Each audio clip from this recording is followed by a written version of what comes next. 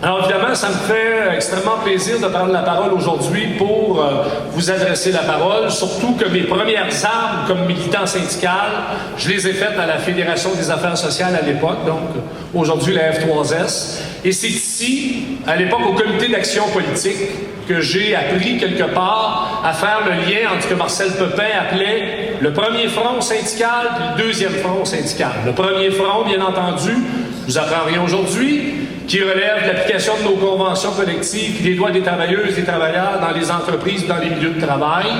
Et le deuxième front, pour être capable justement de se déployer à l'extérieur des milieux de travail, parce que Pepin disait, un travailleur, quand ça sort de l'usine, ça devient un citoyen ou une citoyenne. Et c'est la même personne, là. C'est la même personne dans l'entreprise qui est affectée par les positionnements des employeurs et des capitalistes, souvent pour nous faire reculer. Puis c'est les mêmes personnes dans la société qui vont vivre les différentes réformes des sociétés dans lesquelles on vit.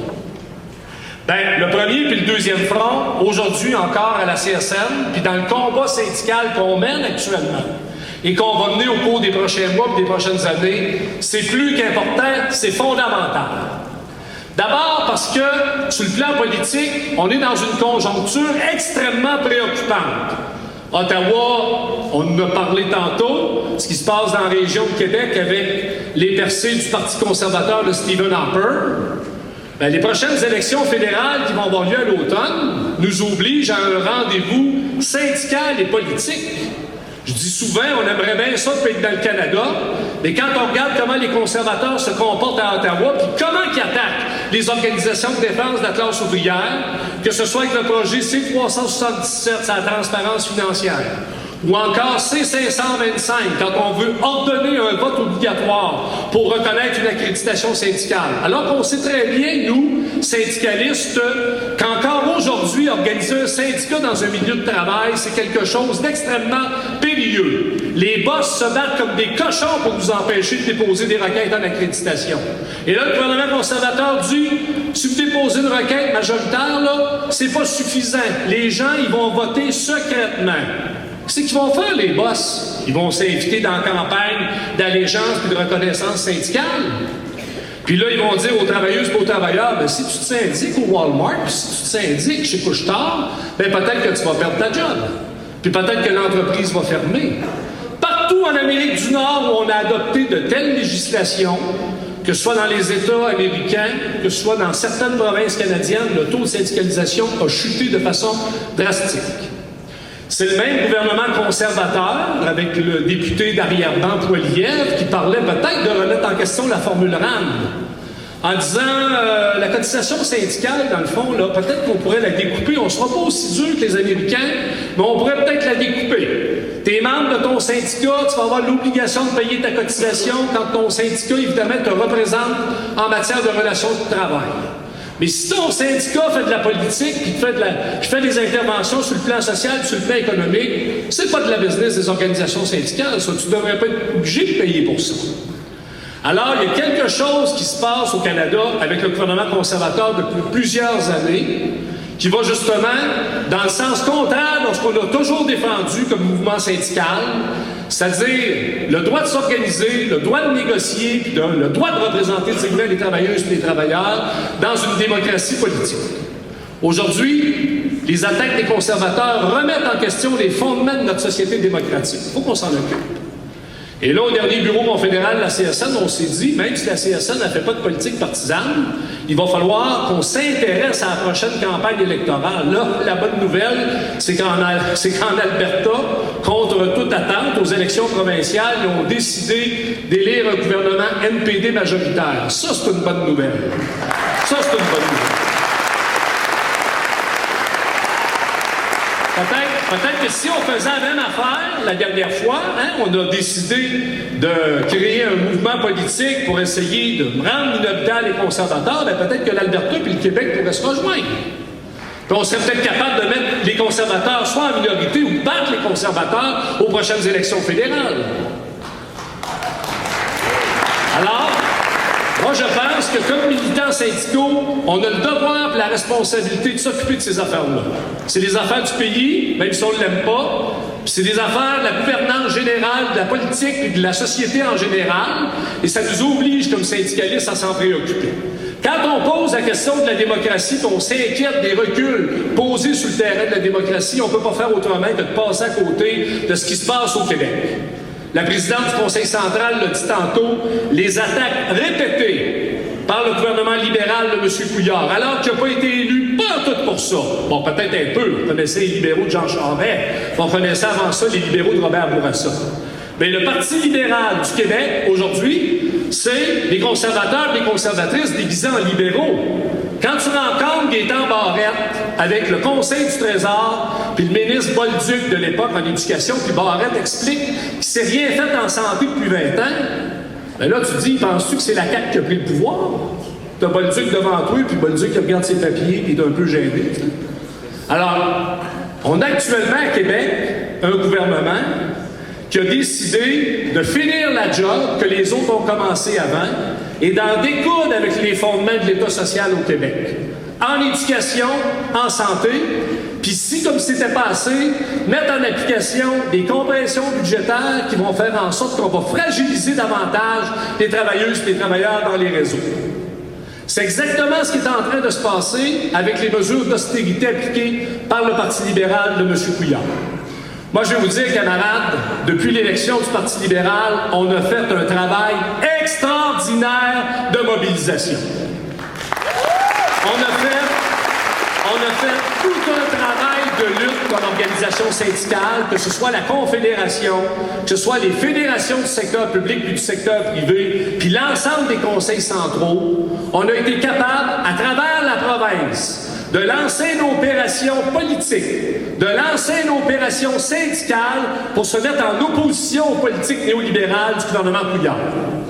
En dénonçant d'abord l'atteinte du déficit zéro, puis en rappelant que l'objectif de compresser les dépenses de 7 milliards, même si le premier ministre prétendait au début que ça n'affecterait pas les services à la population, que ça ne toucherait pas les travailleuses et les travailleurs, là, ils ont été obligés de corriger le tir, parce qu'évidemment, on s'aperçoit que non seulement ça affecte les services directs à la population, mais en plus, ça touche les travailleuses et les travailleurs. Encore à CSDM, un matin, on annonçait 150 postes de professionnels qui vont être coupés, alors qu'il y a des besoins incroyables des écoles de Montréal pour venir en aide aux enfants en difficulté. Puis on coupe les mesures d'aide alimentaire, puis c'est encore les plus démunis de notre société qui payent le prix des mesures d'austérité. Puis tu regardes le dernier budget l'État-haut, puis on protège les entreprises, puis on protège les plus riches de la société, puis on baisse les impôts des entreprises en disant qu'il faut qu'ils soient concurrentes avec les entreprises américaines et avec le reste du Canada. Ça marche pas. Et on l'a dit au dernier budget l'État-haut, le budget libéral, c'est un budget patronal. C'est un budget complaisant pour ceux et celles qui veulent profiter du démantèlement de l'État social. Privatiser, sous-traiter les services. Là, il nous avait dit, on ne touchera pas aux sociétés d'État.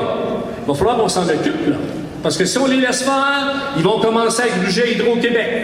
La Société des alcools du Québec vont essayer de nous faire croire que c'est pas le rôle de l'État de s'occuper de ça. Pour donner, par contre, à nos amis du privé qui veulent faire de l'argent avec les services publics privatisés, puis de donner à nos amis des passe-boîtes pour faire en sorte qu'ils accumulent encore plus de capital pendant que la majorité de la population s'appauvrit encore. Alors, la lutte qu'on a menée jusqu'à maintenant, c'est une lutte exemplaire. Oui, c'est vrai, c'est pas toujours facile. Oui, c'est vrai, on est dans la première année du mandat libéral et que le Parti libéral est bien parti pour entamer sa deuxième année en poursuivant les compressions budgétaires. Mais là, le premier ministre, quand on l'a rencontré le 1er mai, il nous a dit « Là, on a atteint le déficit zéro. Là. On va voir cette année comment l'économie va aller, parce qu'il y a des phénomènes qu'on ne contrôle pas, comme l'économie mondiale, puis les marchés boursiers, puis la décote. Mais on a atteint le déficit zéro, et là, même si la situation est fragile, puis que la reprise n'est pas au rendez-vous, on va essayer de stimuler l'activité économique. » Mais nous, on a dit au premier ministre du Québec, les effets des mesures d'austérité vont se faire sentir à partir de maintenant. On n'a rien vu encore, là. On n'a rien vu. Les compressions budgétaires vont se faire sentir dans les réseaux, vous le savez mieux que n'importe qui, puis dans les commissions scolaires, dans les écoles, dans les services publics en général, et c'est de notre devoir et de notre responsabilité comme militants et militantes dans le mouvement syndical d'illustrer les effets des politiques d'austérité sur les services à la population. Moi, je pense qu'il faut se donner cet objectif-là dans les prochains mois, faire la démonstration publique que les politiques d'austérité, contrairement à ce que prétendent les libéraux, vont pas du tout dans le sens des intérêts généraux de la population, au contraire. Parce qu'il y a des sondages qui sont un peu contradictoires. Je le disais à des militants ce matin, même si le Parti libéral se maintient et le premier ministre se maintient, les sondages sur les réformes en santé et en éducation, ils battent de l'aile, là. Les gens ont de la misère à croire le ministre Barrette et le ministre Blais par rapport aux réformes en éducation. Et même si ce n'est pas que sur le terrain de l'opinion publique qu'on doit mener la bataille, c'est clair que les politiciens et les politiciennes libéraux ne sont pas différents des autres et pas insensibles à comment se comporte l'opinion publique. C'est pour ça qu'on a décidé de faire un 1er mai déconcentré, décentralisé, des régions notamment. Oui, se mobiliser à Montréal, à Québec, des grands centres, mais aussi des régions parce qu'il y a du monde qui commence à s'organiser des régions pour défendre les instances de développement local et régional, pour défendre des modèles de développement qui sont le contraire de ce que le Parti libéral du Québec propose, c'est-à-dire le laisser-faire et le tout au marché. Alors, dans les prochains mois, notre travail, dans nos syndicats et dans nos milieux, ça va être d'illustrer justement les effets des mesures d'austérité. Dans un contexte où on va négocier avec l'État, on va négocier avec le Conseil du Trésor, puis avec le ministère de la Santé puis les ministères concernés, le renouvellement de nos conventions collectives.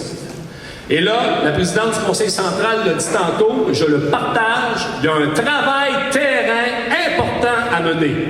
On a commencé à le faire là, dans la lutte à l'austérité. On est allé voir notre monde, puis dans les grands centres, puis dans les régions, il y a des réseaux de 150, 200 militants et militantes qui font le relais, puis qui rencontrent les travailleuses et les travailleurs, puis qui mènent justement ce travail d'éducation-là, populaire, politique, pour expliquer qu'on a tout intérêt à se mobiliser, qu'on a tout intérêt à se battre pour améliorer les conditions salariales du monde qu'on représente, puis améliorer les conditions de travail du monde qu'on représente. Et même s'il y a des médias, puis il y a du monde qui vont essayer de faire croire qu'on est des corporatistes, on va leur faire la démonstration que négocier des bonnes conditions de travail, puis négocier des bonnes conditions salariales pour une main-d'œuvre qui est composée majoritairement de femmes, jeunes, précaires, qui ne gagnent pas des centaines de milliers de dollars par année, là.